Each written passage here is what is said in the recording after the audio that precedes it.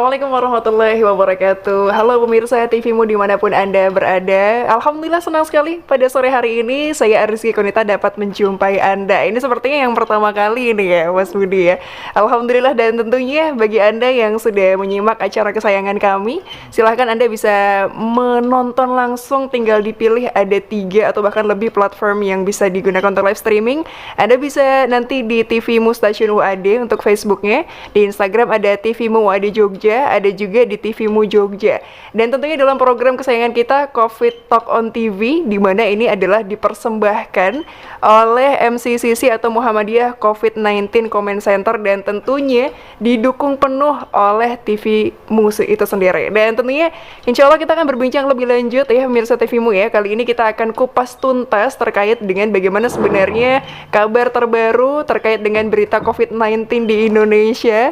Dan apalagi kalau biasa kita lihat dari beragam sudut pandang, kali ini kita akan lebih fokus kepada tema kita, yaitu adalah ketahanan komunitas dalam menghadapi pandemi COVID-19. Itu dia. Karena kalau kita lihat ya pemirsa TVmu ya, di sini banyak sekali dampak yang ditimbulkan. Politik iya, kemudian sosial budaya iya, ada juga pendidikan, kesehatan, semuanya rasanya saling bertanggung jawab untuk bisa tetap survive di tengah COVID-19 seperti ini. Nah, langsung saja kita coba kenalkan nih ya pemirsa TVmu yang sudah hadir bersama saya di sini. Senang rasanya karena kalau sendirian agak ada yang kurang gitu. Di sini sudah ada Pak Budi Santoso, psikologi dari Koordinator Divisi Pengurangan Resiko Bencana MDMC PP Muhammadiyah. Assalamualaikum warahmatullahi wabarakatuh. Waalaikumsalam Mbak Konita. Apa kabar Mbak Konita? Masya Allah, kabar baik. Luar biasa ini ya. Keren loh host kita kali ini.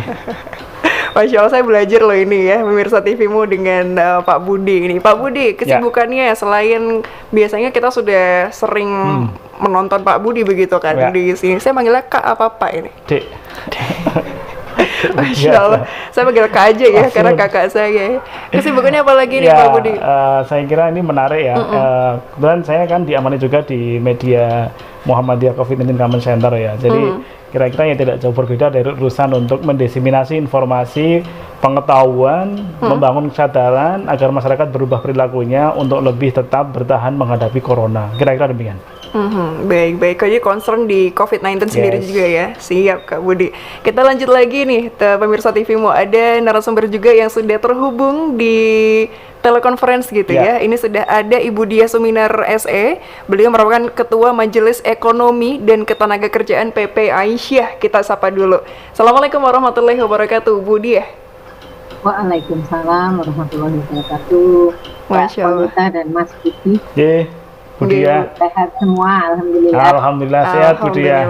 Ini Bu Diah ini luar biasa ini. Selain sebagai ketua MEK-nya PP Aisyah, juga pengusaha. Wah, sukses. Ya, beliau juga istri wali kota, istri wali kota Yogyakarta periode yang lalu. Lupa saya. Periode berapa Bu Diah? Kenapa, Mas Budi? Periode berapa ya wali kota Bapak itu ya? 2001 sampai 2011. Nah, itu dia. Baik. Itu kalau boleh ketiga, jadi itu Pak RW itu ya. Sayang aturannya nggak membolehkan itu. Terus semakin lama ya Bu Diah ya, Masya Allah ya. Baik, Bu Diah kabar sehat juga ini? Alhamdulillah sehat. Ya. Baik, nah kalau sekarang ini kesibukannya berarti semua beralih ke online atau daring, atau sekarang juga sebenarnya masih ada kesibukan off air ini Bu Diah?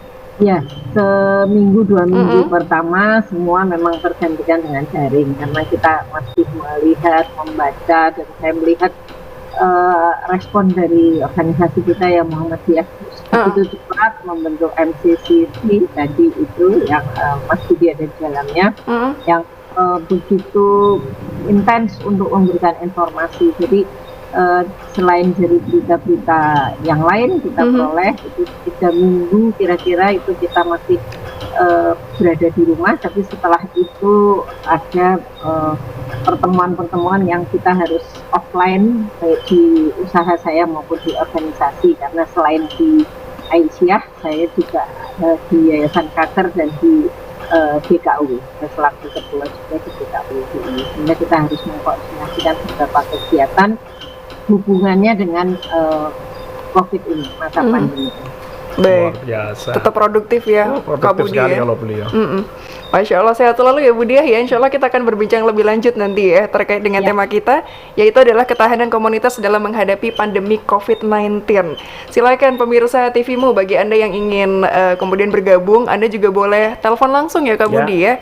Boleh telepon di 0852 25079119. Sekali lagi, boleh di 0852 25079119.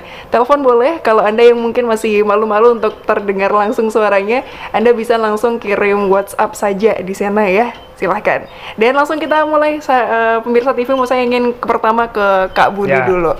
Kak Budi, per hari ini nih berita yang saya dapatkan, update corona, itu ternyata ada 33.076 kasus positif, kemudian ada 11.414 yang sembuh.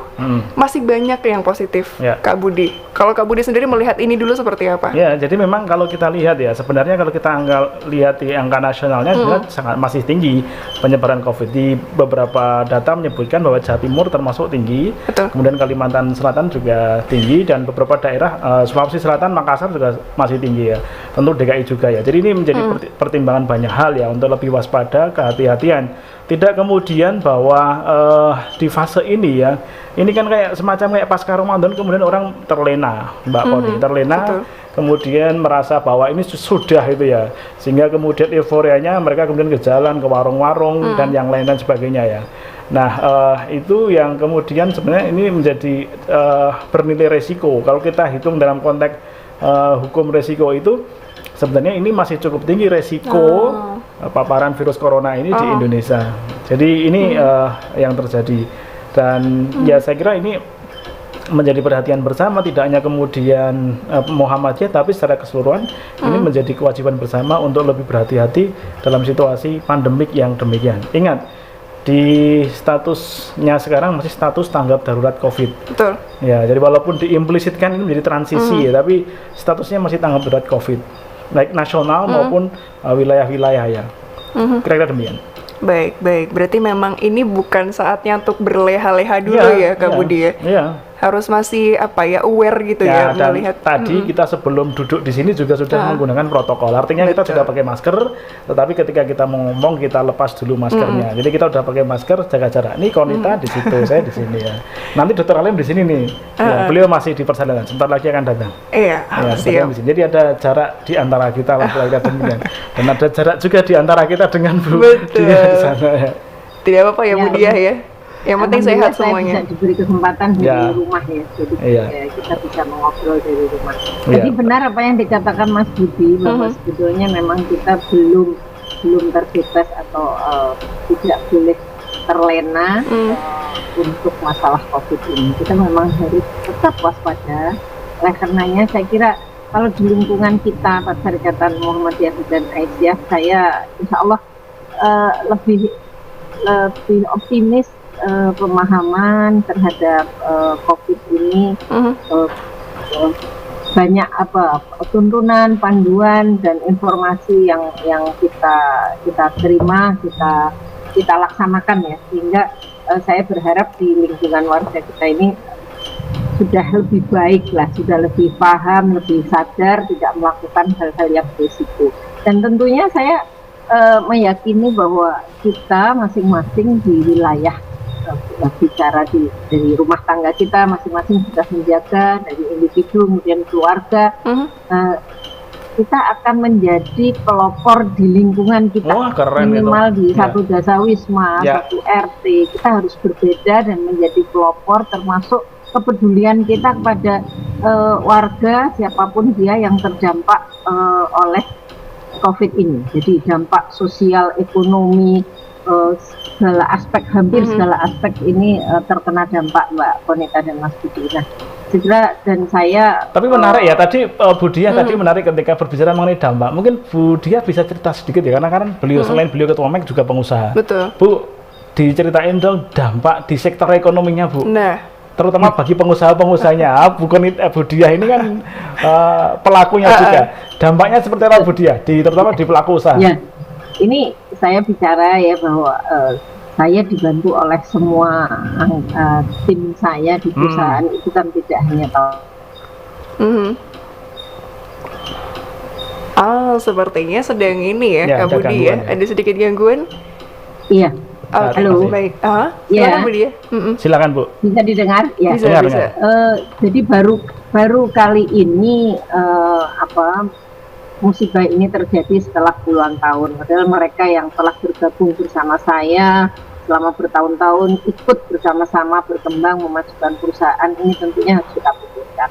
Nah, saatnya sekarang kita jujur saja, Mbak Konita dan Mas Budi, kami ini ya sudah tabungan ya untuk betul-betul bagaimana perusahaan ini tetap jalan, karyawan juga bisa terima THR, kita bisa berbagi walau sedikit, kita mohon pengertian mereka dan kita upayakan karena dinamika dampak COVID ini luar biasa bagi sektor usaha. Jadi hari ke hari kita harus lakukan apalagi yang bisa kita lakukan, yang bisa kita lakukan dan seterusnya. Nah, jadi memang kalau saya ambil saja hikmahnya dari COVID ini. Jadi yang tadinya tidak berpikir, harus saya berhentikan karena baju lebaran karena toko kami terpaksa tutup, tidak ada baju lebaran yang dibeli oleh konsumen kecuali melalui online. Kita jualan online, alhamdulillah bisa membantu.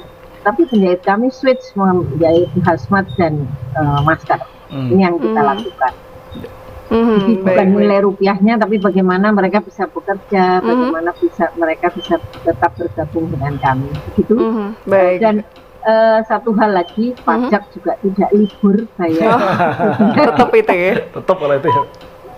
Baik, kita tetap harus membudgetkan untuk itu. Kalau zakat pasti kita dengan ikhlas ya, tapi kalau pajak sebetulnya rotok seprapat ya. Baik, kita tahan dulu ya Budi ya, karena semakin menarik ini ya Kak Budi ya. Kalau soal ekonomi salah satunya ini menjadi PR bersama agar tetap bisa survive tapi juga tidak berhenti gitu ya Kak Budi ya. Silakan pemirsa TVmu, bagi Anda yang belum bergabung tadi bisa Anda simak sekali lagi, boleh di YouTube-nya, di Facebook atau di Instagram-nya. Dan yang bergabung lewat WhatsApp juga masih kami tunggu. Usai jeda pariwara kami akan kembali, tetaplah bersama kami dalam Coffee Talk on TV.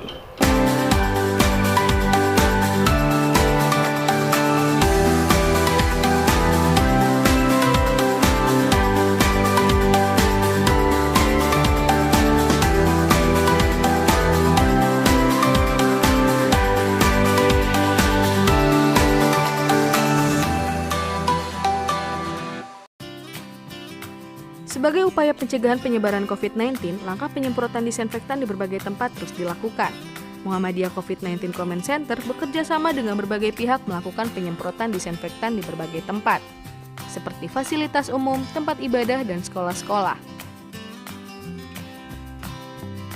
Sampai saat ini, penyemprotan disinfektan telah dilakukan di 48.954 titik, di antaranya 10.422 tempat ibadah, 32.092 fasilitas umum, 5.959 sekolah, serta 481 gedung amal usaha Muhammadiyah. Ingat, disinfektan hanya untuk benda mati dan simak panduannya di Instagrammu COVID-19. Tetap jaga jarak, jaga kebersihan, selalu cuci tangan dan menggunakan masker. Bersatu perangi Corona.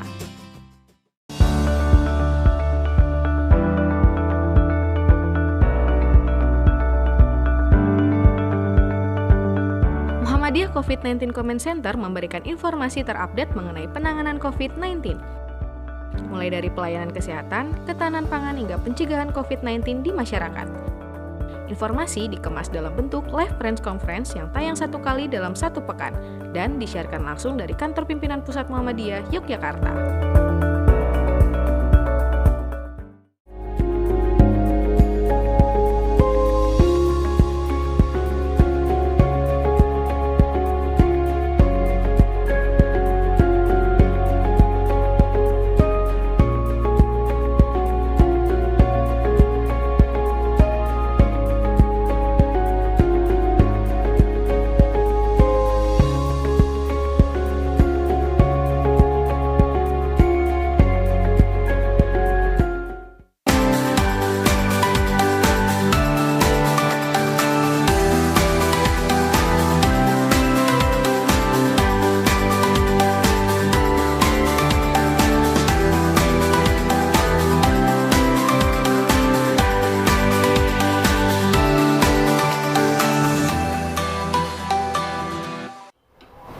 Iya, pemirsa TVmu, terima kasih Anda masih bersama kami dalam program Covid Talk on TV. Dan tentunya kami masih mengundang Anda, pemirsa TVmu, untuk bisa bergabung bersama kami. Bisa Anda akses ya di Facebook, di Instagram, dan di YouTube. Kalau di Instagramnya di TVmu UAD Jogja, kalau di YouTube-nya di TVmu Jogja. Dan Anda masih bisa telepon interaktif bersama kami di 0852 25079119. Dan kalau tadi kita masih berdua ini ya Kak Budi ya, masih dengan Budiah juga. Sekarang ketambahan satu lagi nih, Masya Allah semakin ramai. Ada Dr. Ahmad Mutakin Alim, ini merupakan Wakil Ketua MCCC PP Muhammadiyah. Kita sapa dulu ya. Assalamualaikum warahmatullahi wabarakatuh. Waalaikumsalam Mbak Konita. Dokter ya saya manggilnya ya. Boleh. Dokter, kabarnya sehat? Alhamdulillah, biasanya yang manggil saya dokter itu pasien saya. Saya harus jadi pasien atau gimana ini? Masya Allah, ini kesibukannya gimana nih dok? Karena kalau dokternya adalah salah satu profesi yang anti libur di tengah pandemi. Iya, jadi kadang lupa hari, ini tanggal berapa, hari apa, kadang lupa memang. Jadi ya. Iya, jadi kalau pas begini ya anggaplah ini libur gitu. Baik. Gitu. Kalau ada aktivitas lain selain di rumah sakit itu libur gitu ya dok? Iya, gitu. Baik, silahkan ya. Pemirsa TVmu, ini juga menjadi pertanyaan yang cukup menggelitik juga kalau terkait dari medis begitu. Dokter Alim, saya tertarik ini, kita sudah berbincang dengan Kak Budi dan juga dengan Bu Dia. Saya ingin dengar dulu dari Dokter Alim. Ini kalau persebaran dari COVID-19. Sekarang beberapa tempat sudah menjalankan kelonggaran PSBB begitu untuk wilayah Surabaya mungkin, tapi di Yogyakarta ini sepertinya masih seperti ini. Nah, kalau dari medis sendiri melihatnya seperti apa? Apakah beresiko semakin longgarnya? Kalau lihat data beberapa hari terakhir, data nasional ya, data nasional itu kan grafiknya masih naik. Kemarin hampir menembus 1000, jadi 900 sekian penambahannya. Hari ini 1000. Per hari ya, dok ya? Iya, per hari ini 1043. Artinya grafik itu naik. Dan begini ya, Indonesia itu punya puncak yang tidak tunggal. Puncak tidak tunggal itu bagaimana? Maksudnya puncak yang tidak tunggal itu misalnya Jakarta kemarin sempat naik tinggi, kemudian mulai agak turun nih. Tapi ketika Jakarta turun, Surabaya, Jawa Timur itu naik. Artinya puncak Surabaya mengikuti. Setelah itu yang lain lagi. Kemudian dengan percepatan penularan yang berbeda di setiap kota. Nah, kalau digambarkan itu grafiknya nggak cuma naik begitu terus turun gitu. Tapi naik di sana turun, tapi di sini naik lagi, di sana naik lagi. Jadi puncak di Indonesia itu beragam. Sehingga mulainya berbeda, bisa jadi akhirnya nanti juga berbeda, dan kita belum tahu kapan ini. Dan yang kedua, bisa jadi puncak itu tidak tunggal, tidak cuman sekali. Misalnya Jakarta naik nih, tapi sudah turun. Ini nunggu arus balik nih, naik lagi apa enggak? Jawa Timur pun demikian. Kemudian di NTB, di Papua itu sedang menanjak. Suatu saat turun tapi bisa jadi naik lagi. Karena virus itu tidak bisa terbang kemana-mana sendiri. Virus itu kan pergi bersama manusianya. Nah, sementara mobilitas manusia di Indonesia masih begini, artinya masih aktif ya. Di penelitian di Surabaya, PSBB diberlakukan, tetapi ketaatan terhadap PSBB juga hanya rata-rata 30%. Artinya 70% sisanya orang masih aktif. Padahal itu sudah resmi PSBB loh ya, sudah dilarang untuk aktivitas. Nah, gitu kira-kira. Kalau medis bagaimana ya? Masih beresiko ya. Itu sehingga kita akan membicarakan kira-kira baiknya gimana kita rembuk ini.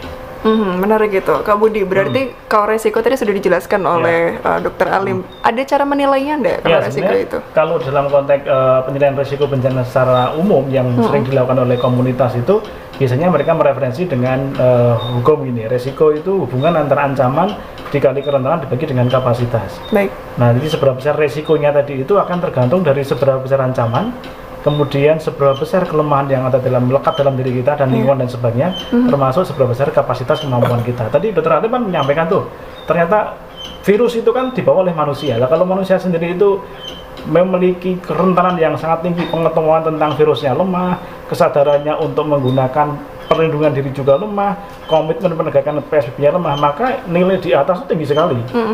Nah, nilai di bawahnya kapasitasnya rendah sekali. Nah, kalau udah rendah, maka ya nanti resikonya akan sangat tinggi. Mungkin dokter Aden nanti bisa sharing di beberapa referensi kan menyampaikan bahwa risiko tinggi, sangat tinggi, resiko sedang atau ringan, aman.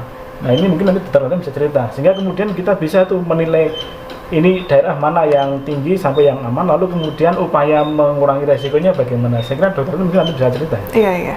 Baik, mungkin Dokter Ali bisa langsung menyambung dulu sebelum kita beralih ke Bu Diah dulu ya. Iya, kalau bicara soal tadi rumus yang disampaikan Mas Budi, Kak Budi ya. Kak Budi.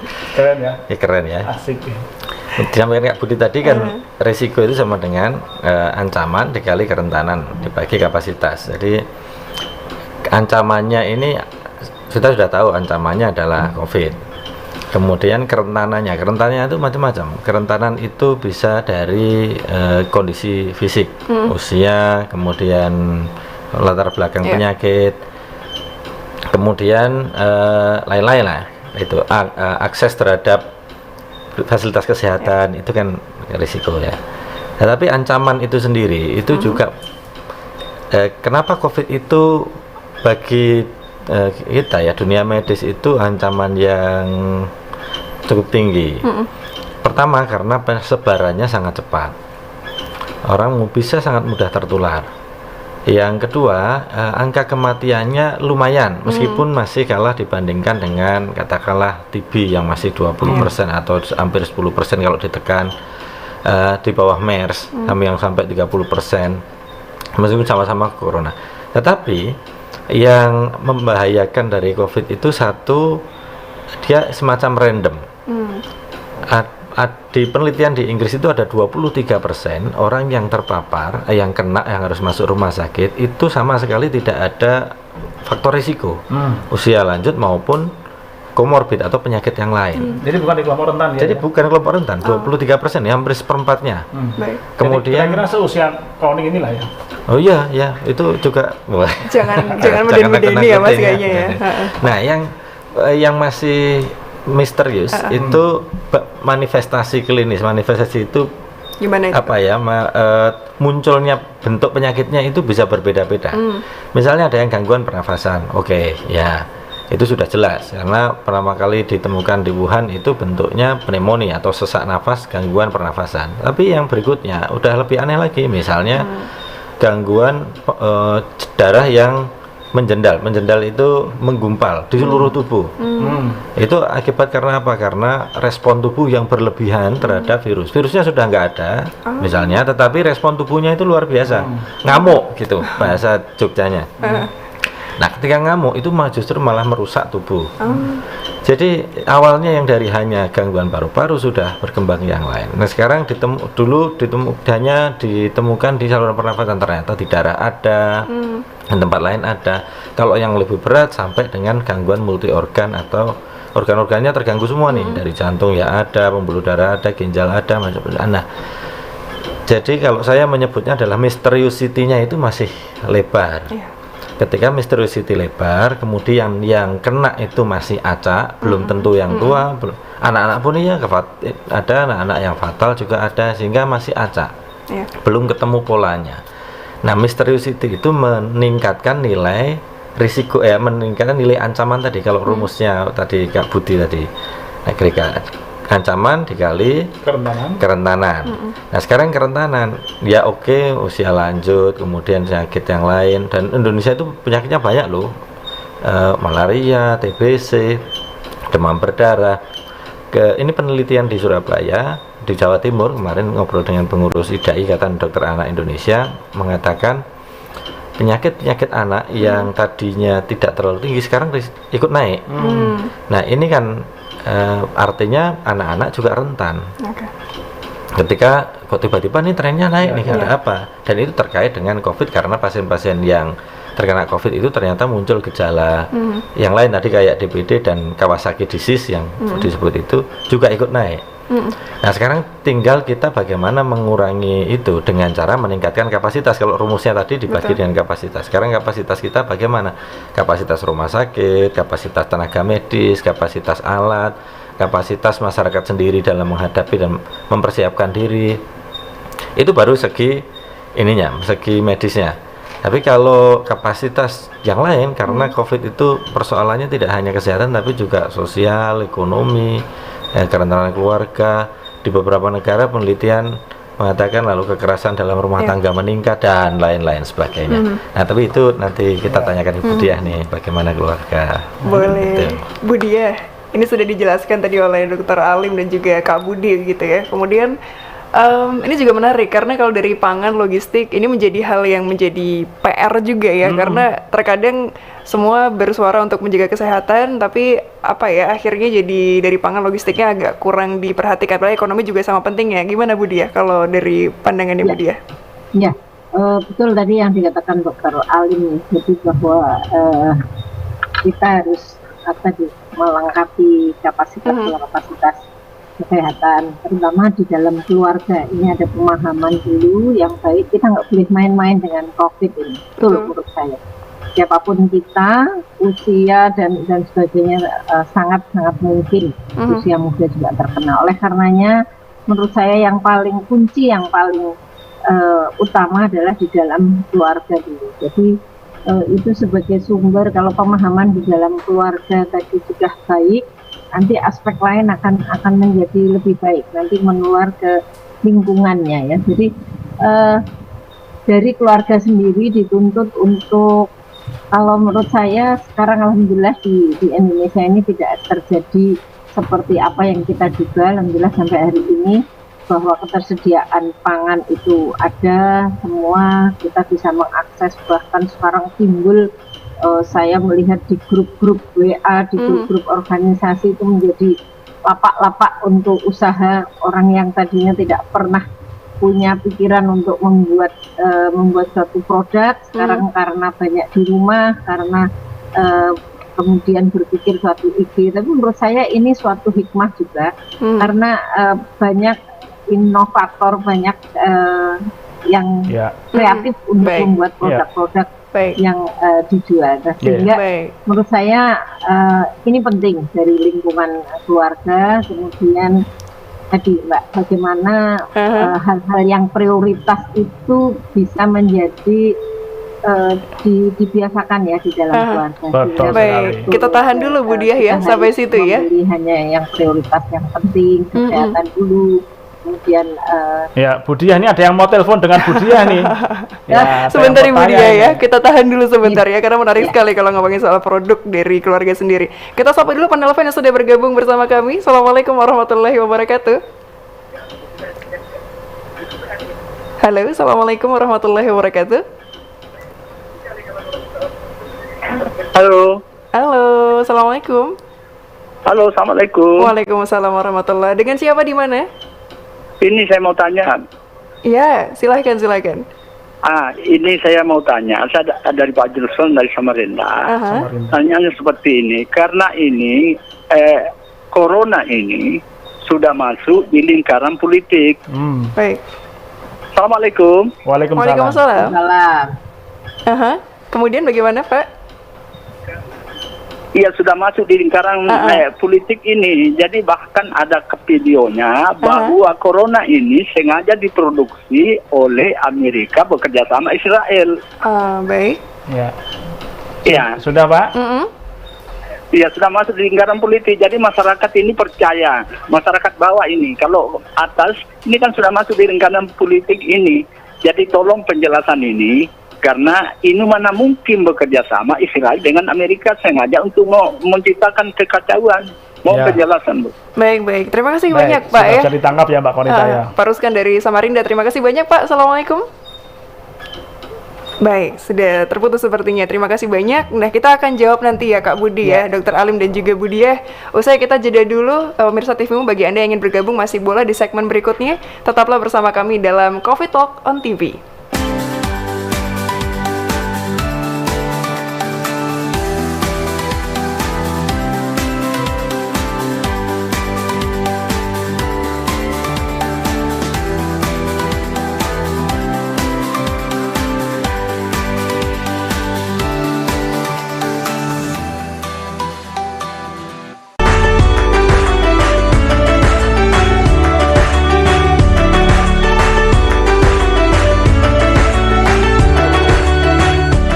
COVID-19 terasa jelas di sektor ekonomi, terutama kebutuhan pangan masyarakat.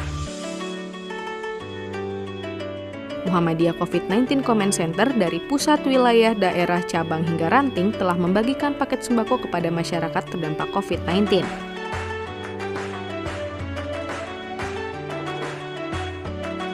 Muhammadiyah mentargetkan ada 1 juta paket sembako hingga akhir tahun. Sampai saat ini, 397.317 paket sembako senilai lebih dari 39 miliar rupiah yang telah dibagikan kepada masyarakat di seluruh wilayah di Indonesia.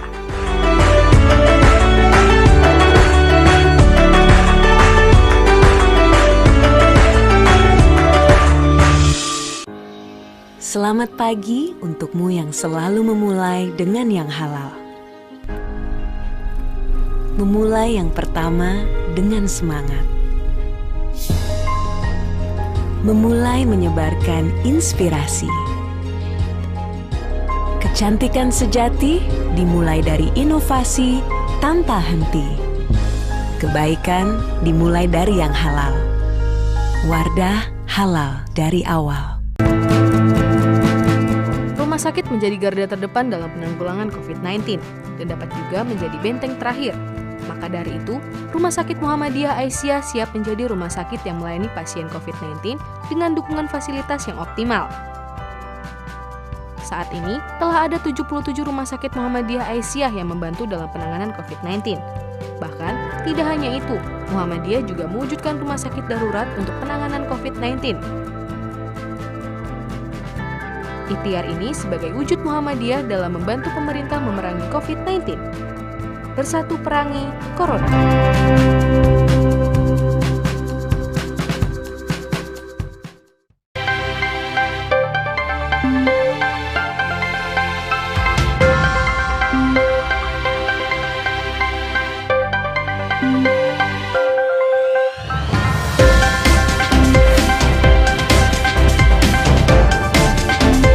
Program langkah pasal lebih mengenai sistem hukum yang bergerak civil law atau Eropa. Kita akan berbincang berbagai isu-isu aktual dan juga kepakaran di berbagai bidang ilmu ada di Universitas Ahmad Dahlan. Degradasi dan fragmentasi dari plastik-plastik yang tadinya ukurannya besar. Nah, itulah yang menyebabkan kenapa tingkat literasi ini Mendapatkan sesuatu mengajar tetapi juga mengajarkan, yaitu jangan profesi. Ya, Bapak salah satu pengajar atau dosen dari Universitas Ahmad Dahlan ya, Iya. dan sekarang sebagai kandidat.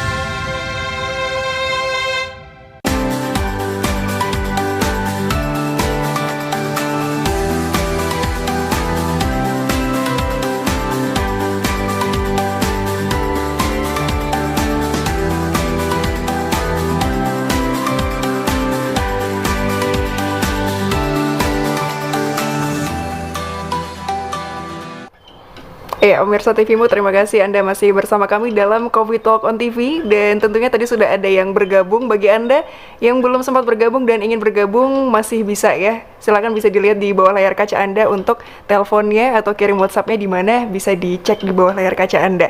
Tadi sempat terputus ini, Kak Budi dan juga Dr. Alim. Ada Pak Ruskan dari Samarinda tadi yang bertanya, ini sepertinya COVID-19 ada kaitannya dengan politik, bahkan disebutkan dengan Amerika Serikat dan juga ada hubungannya dengan Israel pula. Ini seperti apa nih kalau dari Dr. Alim?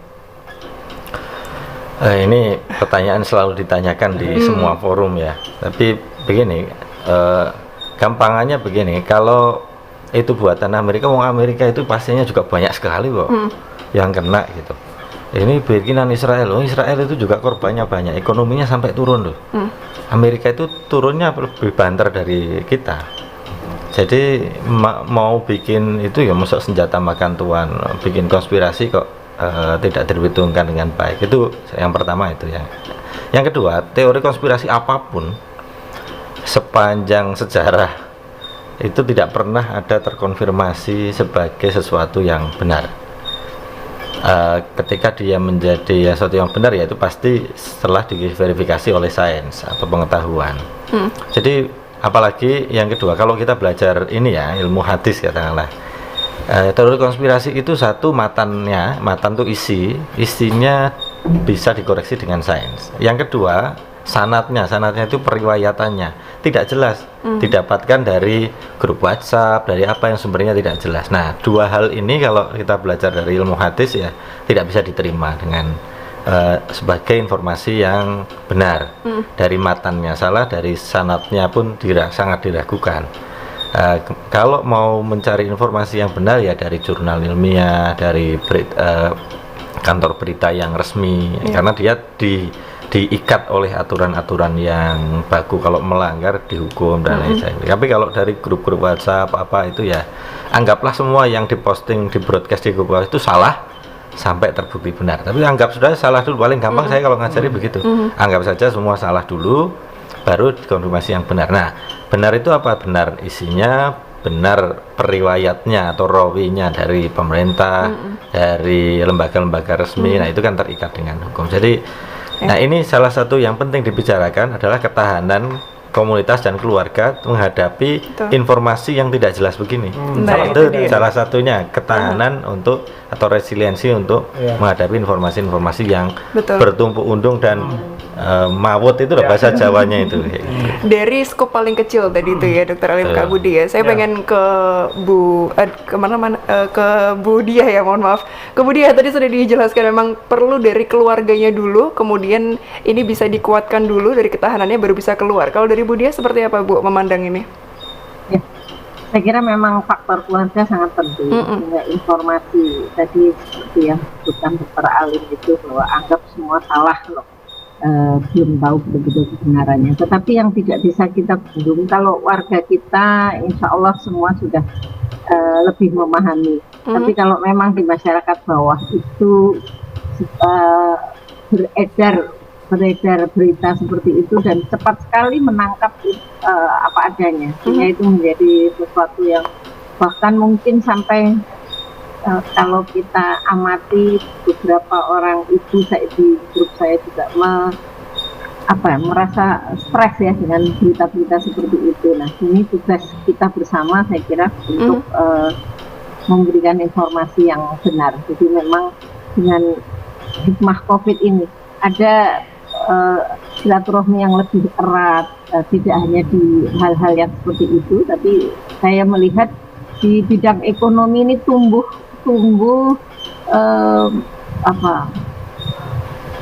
inovasi-inovasi dari warga kita. Nah, sehingga saya melihat ini sebuah potensi yang sangat luar biasa yang sebelumnya mungkin tidak pernah terpikir oleh kita. Nah, maka di Aisyah ini ada kata kunci yang sudah kita sampaikan, yaitu mari kita bela dan beli Aisyah. Bela dan beli produk Aisyah, supaya ada silaturahmi dan terjadi silaturahmi ekonomi di antara kita.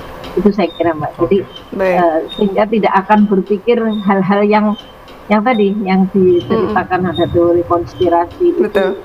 Tidak usah kita pikirkan ke sana, tapi kita bagaimana kita memperkuat itu. Nah, satu itu. Kemudian di Aisyah sendiri saya kira melalui Majelis Ekonomi kami punya program lumbung hidup yang sudah kita sosialisasikan. Beberapa wilayah juga sudah melakukan itu. Bagaimana ada dibuat secara individu maupun kelompok itu semacam integrated farming atau pertanian terpadu, di mana pemanfaatan lahan itu menjadi salah satu selain mungkin menjadi hobi yang menyenangkan, ini sesuatu yang bisa dimanfaatkan minimal untuk lingkungan keluarga.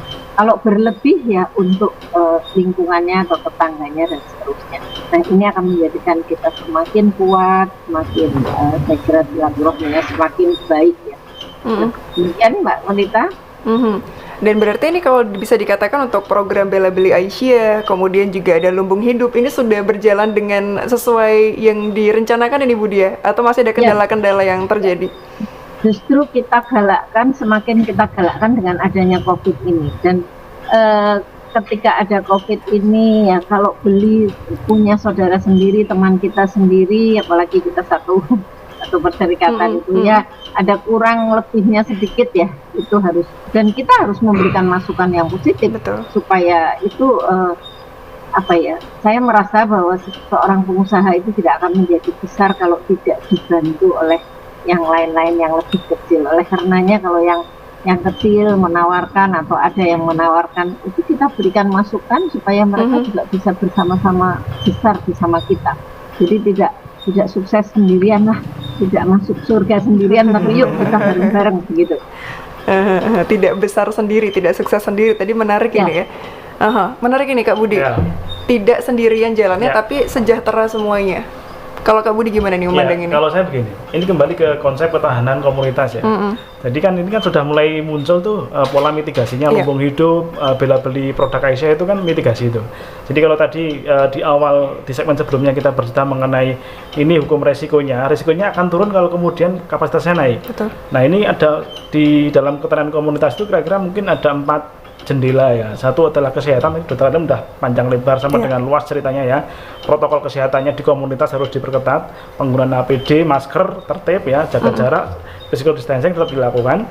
Kemudian makanan bergizi gitu, kemudian segera periksa kalau ada indikasi gejala COVID misalnya begitu, itu kesehatan.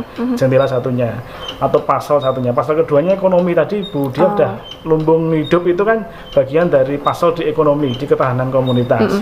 Termasuk misalnya ekonomi di keluarga yang paling kecil ya. Bagaimana kemudian tetangga bisa menghidupi tetangganya yang berkecukupan rezekinya, memberikan rezeki kepada tetangganya. Betul. Itu kan saling bersaudara gitu ya, persaudaraan di antar rumah dalam komunitas satu kawasan. Selain yang lain, biar yang kena PHK disupport yang survive, yang sedang keluarganya mungkin terkena pandemik positif tidak bisa apa-apa, disupport tetangganya. Betul. Itu ekonomi. Lalu kemudian sosial budaya.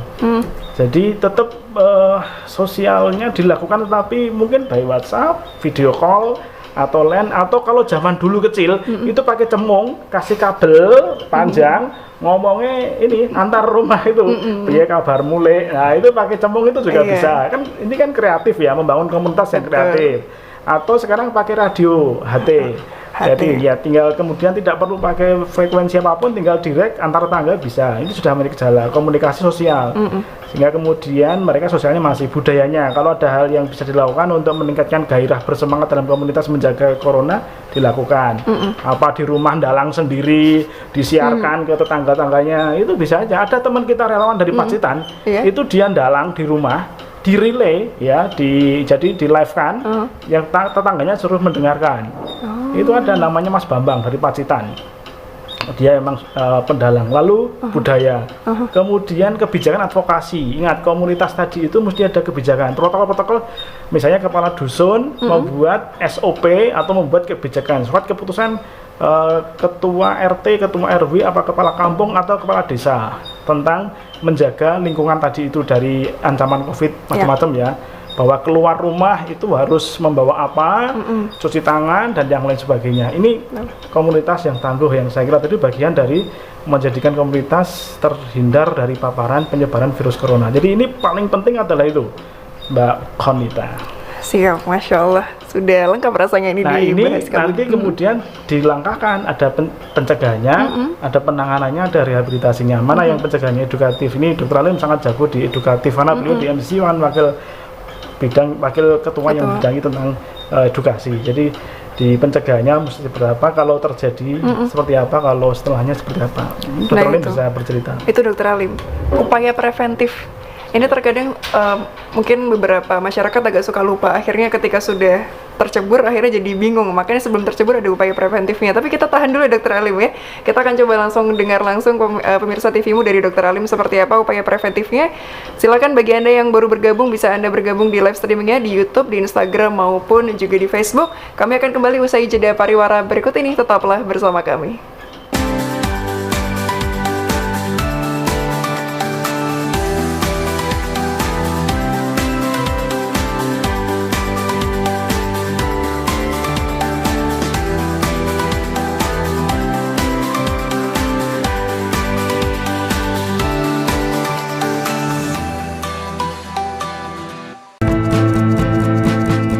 Rumah sakit menjadi garda terdepan dalam penanggulangan COVID-19 dan dapat juga menjadi benteng terakhir. Maka dari itu, Rumah Sakit Muhammadiyah Aisyah siap menjadi rumah sakit yang melayani pasien COVID-19 dengan dukungan fasilitas yang optimal. Saat ini, telah ada 77 Rumah Sakit Muhammadiyah Aisyah yang membantu dalam penanganan COVID-19. Bahkan, Tidak hanya itu, Muhammadiyah juga mewujudkan rumah sakit darurat untuk penanganan COVID-19. Ikhtiar ini sebagai wujud Muhammadiyah dalam membantu pemerintah memerangi COVID-19. Bersatu perangi Corona.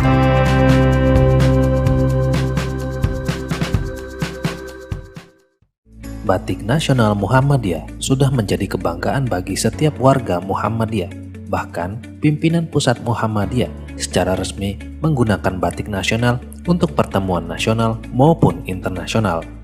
Dua kader Muhammadiyah, Iqbal dan Sarah, peraih medali emas di kejuaraan pencaksilat Asian Games, menjadi bagian ikon brand ambasador batik nasional Muhammadiyah. Kami bangga berbatik nasional Muhammadiyah. Untuk pemesanan lebih lanjut, hubungi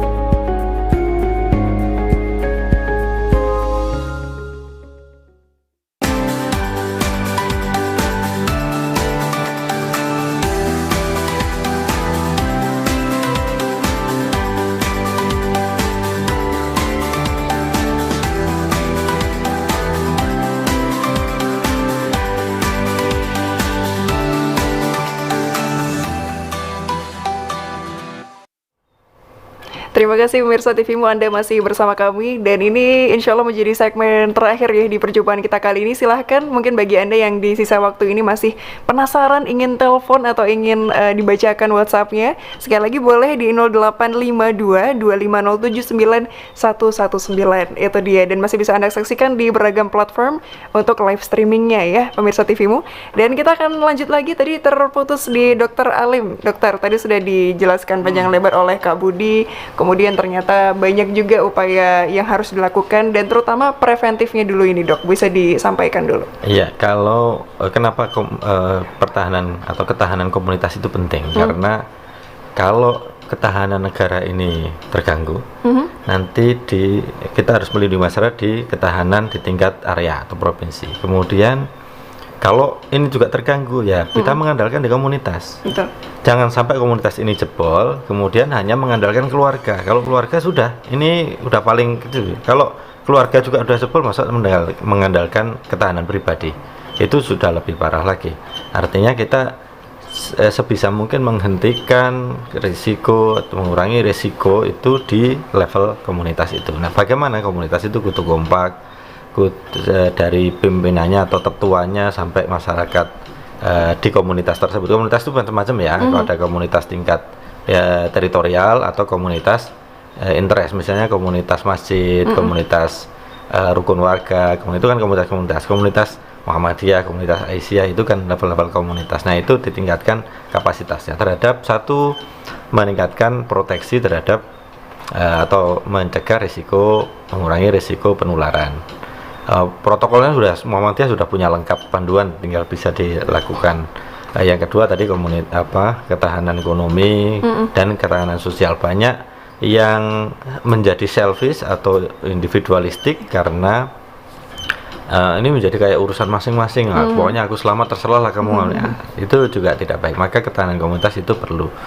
Nah, yang penting juga ketahanan di level-level layanan kesehatan. Layanan kesehatan itu sebagai penjaga gawang. Kalau pemain bola itu strikernya ya masyarakat di depan. Tenaga medis dan rumah sakit itu sebenarnya penjaga gawang aja. Nah, ini jangan sampai kebobolan, di sana tidak ikut bermain cantik, kipernya yang kewalahan dapat serangan bertubi-tubi. Jangan sampai pasien itu membludak.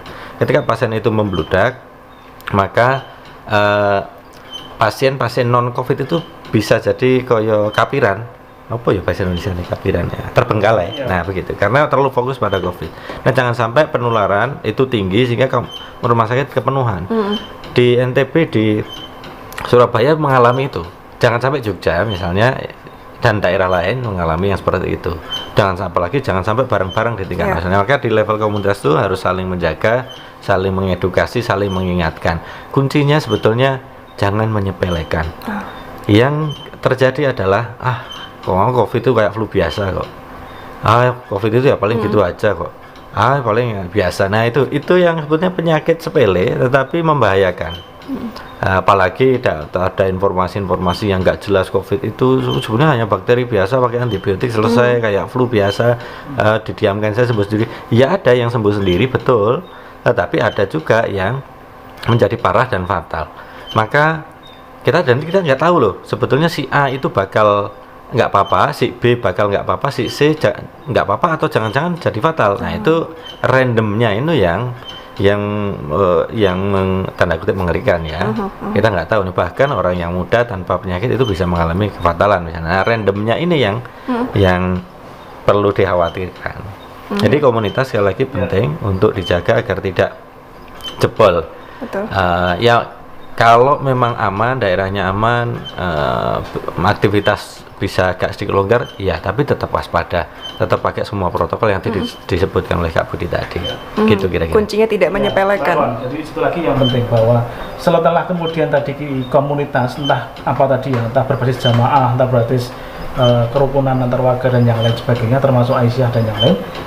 Kemudian PR pentingnya komunitas adalah melakukan rencana aksinya. Jadi kalau tadi itu kemudian penilaian risikonya udah ketemu bahwa risikonya seberapa, kemudian rencana aksinya. Jadi salah satunya misalnya kemudian komunitas itu membentuk gugus tugas di tingkat komunitas. Jadi ini yang mengawal garda terdepannya. Jadi misalnya gugus tugas itu nanti misalnya tadi bahwa masjid masih ada protokol ketat. Tidak semuanya digunakan untuk misalnya jamaah hanya maksimal 20% dari kapasitas. Maka ada yang mengawal, tidak boleh lebih dari itu. Boleh sip-sipan saja. Misalnya kalau kemudian masjid mau digunakan, kalau tidak di rumah aja lebih bagus lagi. Gugus tugas. Kemudian yang kedua rencana aksinya adalah secara infrastruktur lingkungan. Sebenarnya keren juga ketika komunitas itu membentengi diri. Misalnya beberapa waktu yang lalu ada lockdown atau karantina wilayah itu ya. Betul. Jadi itu masih dilakukan dengan model yang lebih soft ya, bahwa orang yang masuk tentu harus dengan protokol pakai masker ketat gitu ya, dan pakai perlindungan yang lain ya. Itu saya kira lebih bagus lagi karena tadi semakin Dr. Alim bahwa benteng strikernya kan di komunitasnya. Nah ini tadi memproteksi komunitasnya harus kuat, gugus tugas, lalu kemudian rencana aksi di bidang ekonomi, sosial, budaya, termasuk kesehatannya. Ini yang mesti diaksikan di lapangan di komunitas itu dan banyak. Dan Muhammadiyah sudah mengawali jauh sebelum corona itu kita telah membentuk relawan-relawan berbasis komunitas di Bima, di Palangkaraya, di Bantul, di mana-mana kita sudah banyak membentuk komunitas tangguh dan ini adalah cikal bakal kemudian ditambahi dengan protokol-protokol COVID-19. Saya kira ini dan dulu saya bisa sering. Ya, jadi kalau tadi persiapan kan pencegahan, menyiapkan segala sesuatu, SOP komunitas katakanlah begitu ya, kemudian petugasnya, kemudian rencana dirembuk bersama, bisa ngobrol di grup RT dengan grup WhatsApp itu misalnya, atau grup yang lain. Nah baru kalau ada apa-apa, misalnya ada tetangga yang terkena, apa yang harus dilakukan, itu kan juga harus ngerti. Ada loh yang kelompok masyarakat karena ketidaktahuannya, maka dia mengusir, bahkan belum kena aja diusir. Ada tenaga medis yang diusir kan, misalnya dari kampung atau komunitas itu. Nah ini karena ketidaktahuan, maka perlu dikasih tahu dan disiapkan. Kalau ada tetangga yang positif katakanlah, itu harus apa yang harus dilakukan. Misalnya justru kita menolong, mengarahkan tanpa harus kontak, memberikan support secara mental antar tetangga. Itu juga penting dilakukan. Kalau dikucilkan nanti semakin stres, semakin terpuruk, semakin sakit, imunnya turun kan gitu. Misal imunnya turun, aminnya turun juga. Nah itu kemudian akhirnya imannya menjadi turun lagi kan. Dan ini respon. Kalau tadi persiapan, sekarang respon kalau ada apa, kalau terjadi sesuatu responnya apa. Kemudian setelah ini semua selesai, terus masyarakat menjadi lebih baik, masyarakat lebih rukun, masyarakat lebih siap. Kalau karena pandemi itu kan sebetulnya rutin ya. Dulu pernah ada pandemi, sekarang ada pandemi. Nanti kapan-kapan barangkali ini meskipun kita tidak berharap, tetapi secara ilmu kemungkinan ada pandemi lagi di masa yang datang, masyarakat sudah lebih siap. Nah, perbaikan ini Jadi recovery atau pemulihan masyarakat sekaligus memperbaiki diri, persiapan untuk tidak hanya pandemi yang besar ya, tetapi epidemi kayak demam berdarah, malaria, cikungunya itu yang rutin di Indonesia, masyarakat sudah lebih siap. Tapi ada satu lagi sebenarnya konsepnya Dr. Alim yang bisa disaringkan tentang konsepsi untuk memodifikasi hazard. Ya. Di era kalau COVID ini, Dok. Kalau hazardnya itu kan COVID ya. Yang kalau di tingkat komunitas agak sulit memodifikasi si hazard ini, tetapi kita sesungguhnya bisa, para ilmuwan, mengurangi efeknya dengan cara macam-macam nih. Kalau sudah kena, obatnya akan ditemukan obat yang lebih canggih. Pencegahannya menggunakan vaksin yang sekarang masih terus diteliti. Kalau toh tidak ada, begini, kita jangan terlalu pesimis dengan belum adanya vaksin. Demam berdarah itu dulu pertama kali muncul, itu angka kematiannya 30% loh. Jadi sepertiga orang yang kena demam berdarah itu mati. Pada awalnya belum ada vaksin. Sampai sekarang belum ada vaksinnya. Berarti seperti ini ya? Iya, seperti sekarang belum ada daya vaksinnya. Tetapi Satu, daya tahan tubuh. Yang kedua, sistem pengobatan yang baik menurunkan angka kematian demam berdarah itu menjadi 0, dari 30% menjadi 0, itu kan jauh banget. Artinya ke depan makin kita bisa mengurangi hazard itu dengan cara berbagai macam cara, termasuk menunggu penularan. Nah, ini kita serahkan pada para ilmuwan untuk terus dikembangkan. Tentunya dengan dukungan yang positif tadi ya sudah disampaikan, bukan menakut-nakuti. Dan PR kita adalah di komunitas kita bertahan biar tidak tertular dan tidak menularkan. Itu saja. Itu dia, dari per individunya seperti itu. Saya ingin coba ini beralih ke Budiah. Ini Budiah sudah banyak disampaikan oleh Dr. Alim dan juga Kak Budi. Kalau dari Budiah mungkin bisa disampaikan kepada pemirsa TVmu begitu ya. Ada mungkin ajakan atau kemudian pesan yang biar agar kita lebih aware lagi, lebih peka lagi terhadap lingkungan sekitar kita dengan COVID-19 ini. Ya, wanita ini yang pertama tentunya kita harus tetap waspada. Semua tadi yang disampaikan oleh Mas Budi maupun Dr. Alim harus kita taati. Yang pertama itu, tetapi di samping itu kita tidak boleh terus pesimis, tetap semangat, karena justru saya melihat di masa COVID ini kok banyak sekali bukan ujian ya, sesuatu yang kita sebagai proses belajar untuk jadi wirausaha, proses belajar untuk mengerjakan hal-hal yang tadinya tidak biasa kita lakukan, misalnya ada hobi yang lain yang tentunya nanti akan bisa punya kemanfaatan. Kemudian kita tingkatkan kepedulian. Tanpa ini saya kira tadi di komunitas itu tingkatkan kepedulian kepada sesama kita, kepada tetangga dekat kita, apalagi kalau kita yang berlebih.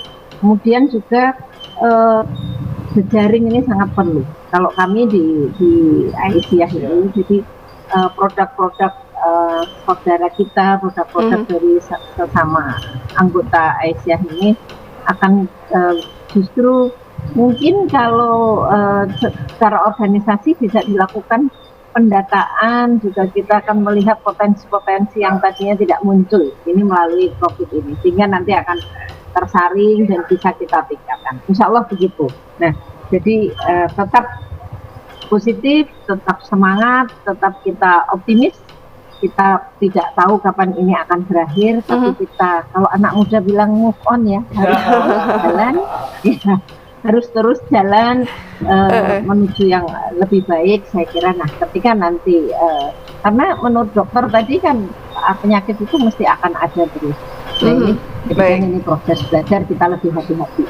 Dan habit yang sudah baik ini tidak boleh terus hilang. Karena tidak ada COVID, nggak cuci tangan. Karena tidak ada COVID, kita tidak bersaudara lagi. Karena tidak ada COVID, kita tidak lagi punya ide, punya inisiatif yang baik. Saya kira itu. Baik, setuju. Sepakat sekali dengan Budiah ya kita semua ya, bahwa tadi kalau ada 3 kata kunci yang perlu kita garis bawahi lagi, positif, optimis, dan juga semangat. Setuju ini Dr. Alim dan juga Kak Budi ya. Oh iya, kalau saya saya dengan Bu Dia selalu setuju saya.